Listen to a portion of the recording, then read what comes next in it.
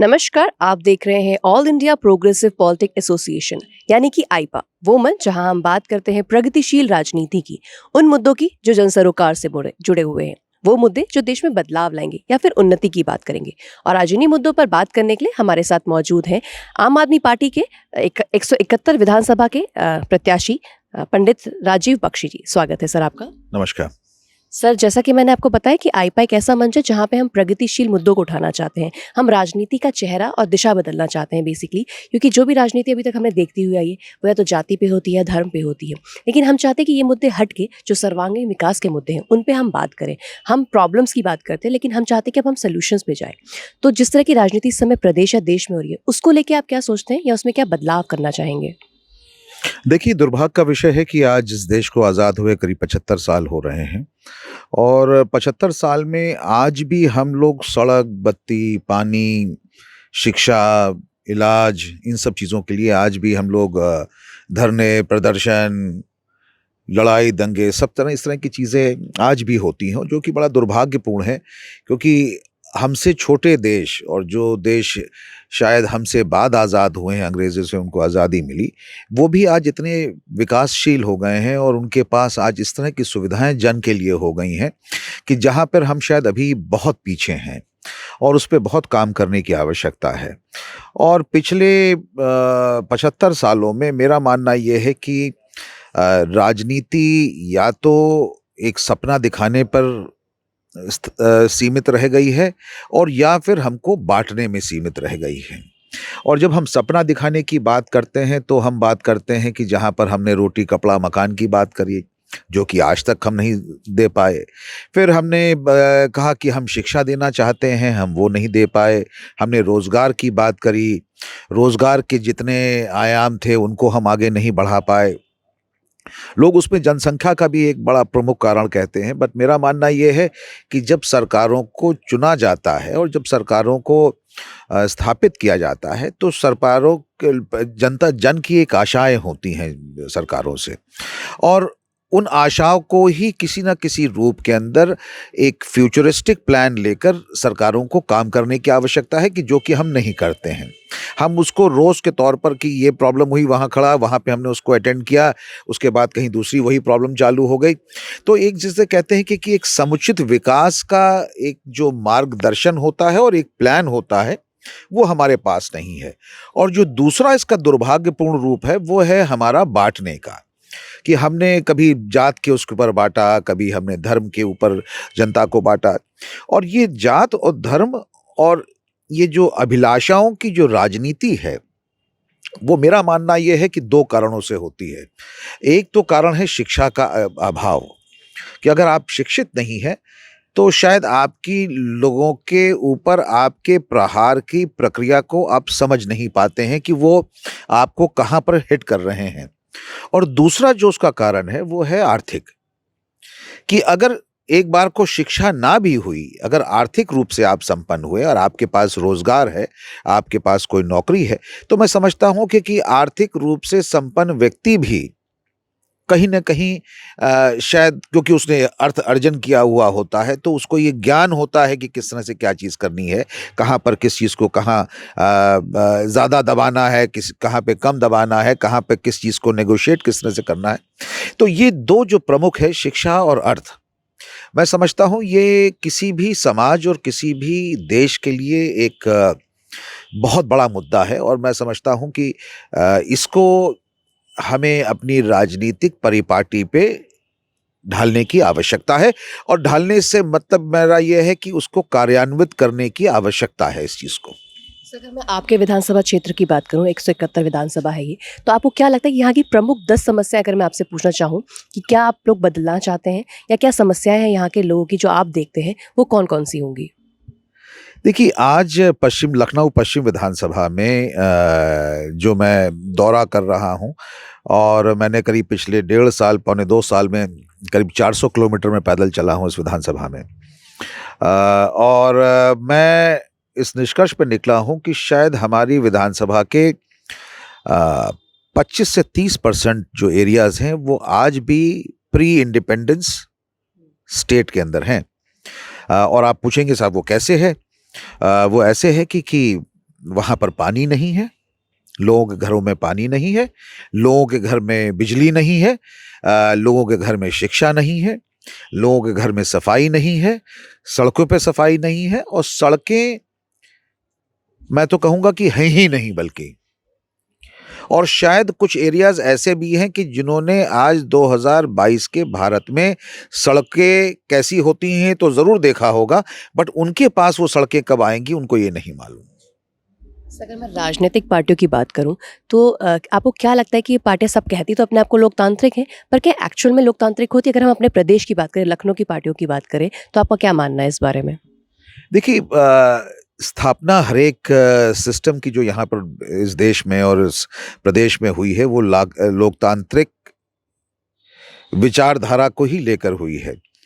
But कहीं ना कहीं शायद ये हमारी शिक्षा का अभाव है और लोगों की आर्थिक और शैक्षिक अ, सोच समझ और उनकी जागरूकता में कमी होने के कारण से ये जो लोकतांत्रिक सिस्टम था वो हमारा कहीं ना कहीं बिखरा है। और मेरा मानना ये है कि जो जातवाद की जो राजनीति उत्तर प्रदेश में है वो एक शिक्षा एक प्रमुख कारण है, और उसका जो सबसे बड़ा कारण है, शिक्षा से भी मेरा मानना है प्रमुख कारण ये है, वो है आर्थिक कारण। और आप पूछेंगे कि आर्थिक कारण कैसे है? वो आर्थिक कारण ऐसे है कि जब आदमी के पास घर में बच्चों को पढ़ाने के लिए पैसा नहीं है, घर में खाने के लिए पैसा नहीं है, घर में इलाज के लिए पैसा नहीं है, और वो अपने राजनीतिक सिस्टम से, एडमिनिस्ट्रेटिव सिस्टम से हताहत हो चुका होता है, तो वो जात बिरादरी पे उतर आता है।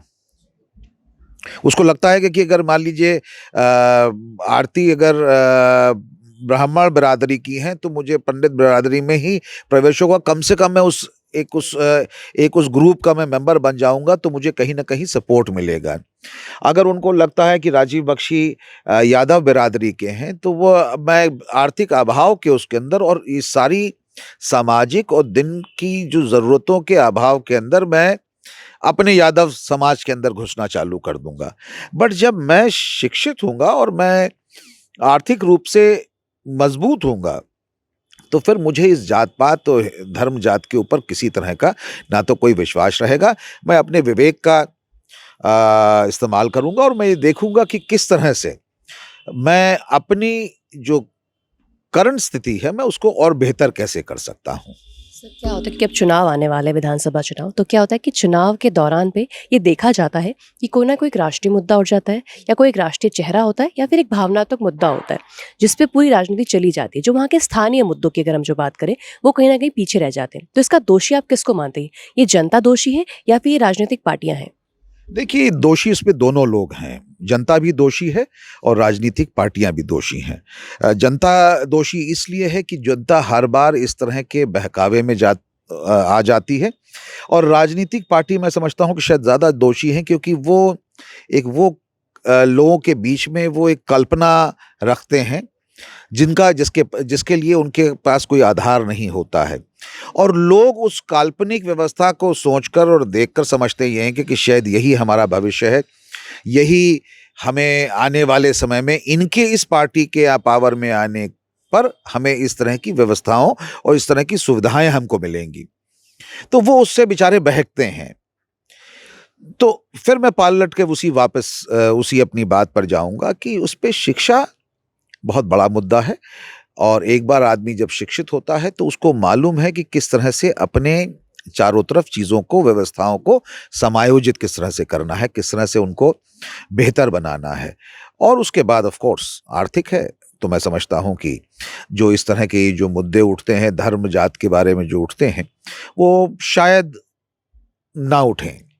और मैं तो बहुत बार कभी-कभी लोगों से मजाक भी ये करता हूँ कि भाई शायद ये राजनीतिक पार्टियों का अपना एक इंटरनल एजेंडा भी रहा है कि लोगों को अशिक्षित रखो और लोगों को आर्थिक रूप से संपन्न ना होने दो। तो वो जिस तरह से फिर हम बताते चलेंगे, जिस तरह से हम इनको चलाते चलेंगे, ये अपने बल चलते रहेंगे और सुनते रहेंगे। जैसे आप शिक्षा की बात कर रहे हैं, आर्थिक स्थिति की बात कर रहे हैं, कहा जाता है कि भारत विश्वगुरु बनना चाहता है या विश्वगुरु की लाइन में है, दौड़ में है। लेकिन क्या हमारे देश का इतना अच्छा स्तर है शिक्षा का, या फिर उस स्तर को बढ़ाने के लिए क्या कदम उठाने पड़ेंगे? देखिए शिक्षा हिंदुस्तान का एक बहुत बड़ा बहुत बड़ा क्या शब्द का इस्तेमाल किया जाए, मतलब शिक्षा के क्षेत्र में हिंदुस्तान सर्वोपरि था। उसका सबसे बड़ा रोल था और एक सबसे शिखर पर था शिक्षा के उसके अंदर। और जब से हमारे देश पे बाहरी ताकतों ने हमारे ऊपर राज करना चालू किया, उन्होंने हमारी जो बेसिक रीढ़ जो थी, जो शिक्षा जो थी, उसको धीरे-धीरे करके उन्होंने उसको डिस्ट्रॉय करना चालू किया। और करते-करते आज हम इस स्थिति पर पहुँच गए हैं कि जहाँ पर हमें अपने वो जो फ़ेसबुक का जो सीईओ है, पिचाई क्या नाम है, बजाय कि हम उसको अमेरिका को दें, बजाय कि हम हिंदुस्तान को दें, हम उसको अमेरिका को देखकर बहुत उस पे फ़ख्र करते हैं कि साहब हमारे इतने लोग अमेरिका के इतनी बड़ी-बड़ी कंपनियों के, बट मैं समझता हूँ कि ये देश के लिए बड़ा दुर्भाग्य और शर्म आने वाली बात है कि आज हमारे देश के लोग हमारे यहाँ काम नहीं करते हैं, वो जाके बाहर जाके काम करते हैं। तो सबसे बड़ी तो ये कि हमें अपने अंदर एक राष्ट्र हित की और राष्ट्र पर समर्पण की भावना होने की आवश्यकता है कि हम अगर कुछ करना चाहते हैं और कुछ अपने को विकास करना चाहते हैं या अपने किसी पोटेंशियल को आगे प्रमोट करना चाहते हैं, तो हम अपने देश के लिए करें। और हमको ये बात सरासर जो भी यूनिवर्सिटी और कॉलेज या प्रोफेसर या टीचर जो भी इस बात पर फ़ख्र करते हैं, मैं समझता हूँ कि उनको इस बात को बदलना होगा कि हमारे लोग इतने विदेश में डॉक्टर हैं, इतने वो हैं, वो कहीं सेनेटर बन गया है अमेरिका के अंदर, कोई वहाँ पे प्रधानमंत्री बन गया है। तो क्यों नहीं कि साहब यहाँ पर एक शिक्षित व्यक्ति प्रधानमंत्री बने? यहाँ क्यों नहीं कि यहाँ पर एक किसी ऑटोमोबाइल इंजीनियर का आदमी प्रधानमंत्री बने? यहाँ पर ऐसा क्यों नहीं है कि यहाँ पर डिफेंस मिनिस्टर जो हो वो आर्मी का चीफ रहा हुआ हो हमारा? तो हमारा मानना ये है कि शिक्षा की प्रणाली को जब हमको रोजगार से उसको संबंधित करेंगे, उसको हम एक व्यवसाय से उसको हम संबंधित करेंगे, हम समझते हैं कि पहला जो हमारी विजय होगी इस शिक्षा के क्षेत्र में, वो हमारी वो होगी कि हम अपने हर एक नागरिक को स्वावलंबी बना सकें, एक। दूसरा ये कि जब स्वावलंबी आदमी बन जाएगा, तो वो आर्थिक रूप से भी संपन्न हो जाएगा। सो मुझे लगता ये है कि कहीं शायद हम लोगों ने इस चीज़ के अंदर हमेशा भूल करी है और हो ये गया है कि लोग शिक्षा के बजाय मैं समझता हूँ कि धर्म, जाति इन सब चीज़ों की बातें राजनीतिक पार्टियाँ करनी चालू कर दी हैं, क्योंकि उन्होंने रियलाइज़ किया, कहने लगे यार कि अगर इसको ये कर दिया तो ये नहीं होगा। अगर शिक्षा दे दी तो ये नहीं हो पाएगा। और हमारी जीत और हमारी व्यवस्था का जो भी आंकलन है, वो आंकलन हमारा हमारे काम से नहीं होगा। फिर हमारे काम से होने लग जाएगा और लोग इस बात को सुनना बंद कर देंगे। सर, अगर मैं स्वास्थ्य व्यवस्था की बात करूं, क्योंकि अभी हम लोग ने कोरोना की 2 वेव्स देख चुके हैं, ये तीसरी वेव का भी आ चुका है, देश या प्रदेश में प्रवेश हो चुका है। तो आपको क्या लगता है कि इस बार हम लोग कितना तैयार हैं, या हमारे देश की चिकित्सा व्यवस्था कितना तैयार है इस वेव से लड़ने के लिए? देखिए, बड़ा कठिन सवाल है, क्योंकि मैं भी जो जा रहा हूँ या मैं आपको इस चीज़ का कोई भी उत्तर जो दूँगा, वो भी सरकारी आंकड़ों पर और जो न्यूज़पेपर में पढ़ा जाता है, वही है। और मेरा मानना ये है कि यही आंकड़े और इसी तरह की परिस्थिति उन्होंने जब कोरोना की पहली वेव और दूसरी वेव आई थी, तब भी यही कहा था। तो मैं समझता यूँ हूँ, क्योंकि इस पे अगर पूर्व में जो भी कार्य जिस तरह की व्यवस्था रही है, मैं समझता हूँ कि हो सकता है उसमें बेहतर उन्होंने करा हो।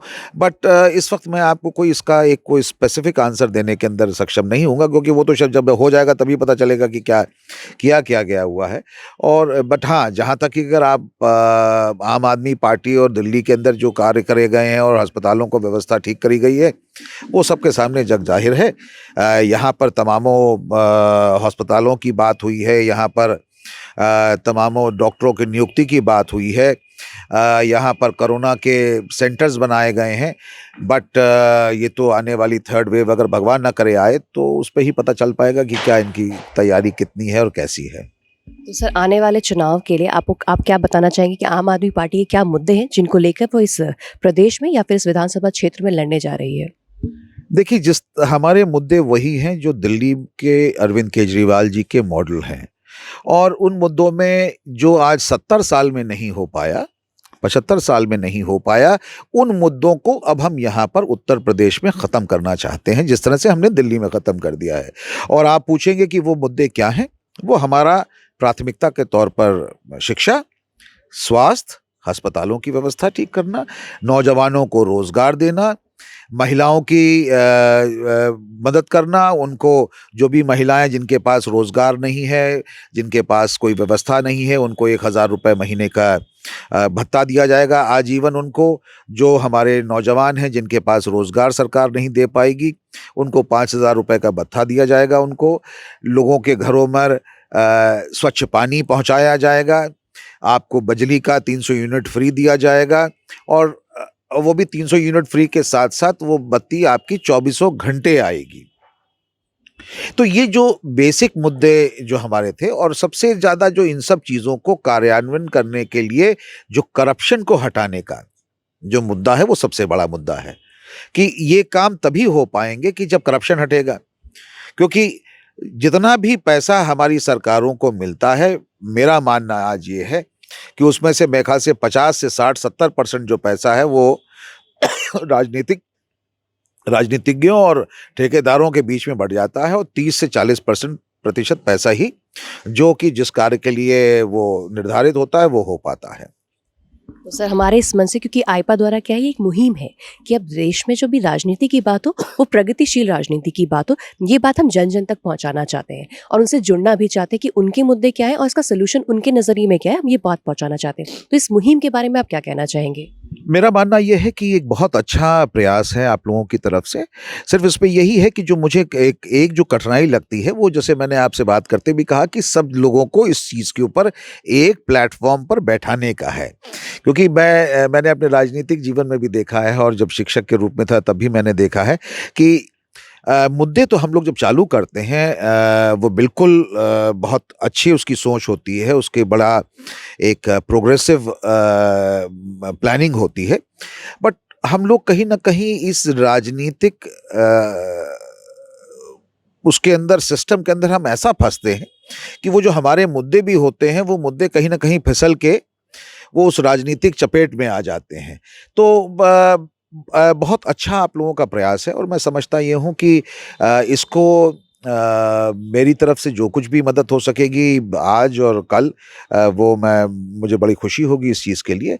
बट इस चीज़ को बड़ी मजबूती से करिए, और इसमें बहुत धैर्य की आवश्यकता है और इसमें समय की आवश्यकता है। तो ये दोनों तीनों चीज़ें आप लोगों को लेकर चलनी पड़ेंगी, और मेरी आप लोगों को सबको बहुत बहुत शुभकामनाएं। और मैं आशा करता हूं कि जब अगली बार हम आपसे मिलें तो आपका जो ये प्रोग्रेसिव जो आप लोगों का आउटलुक है और ये जो आपकी संस्था है, ये इसमें 4 चांद लग चुके हों। धन्यवाद सर। तो ये थे आम आदमी पार्टी के प्रत्याशी पंडित राजीव बख्शी जी। हमारे चैनल से जुड़े रहने के लिए इसे लाइक, शेयर और सब्सक्राइब करना ना भूलें। धन्यवाद।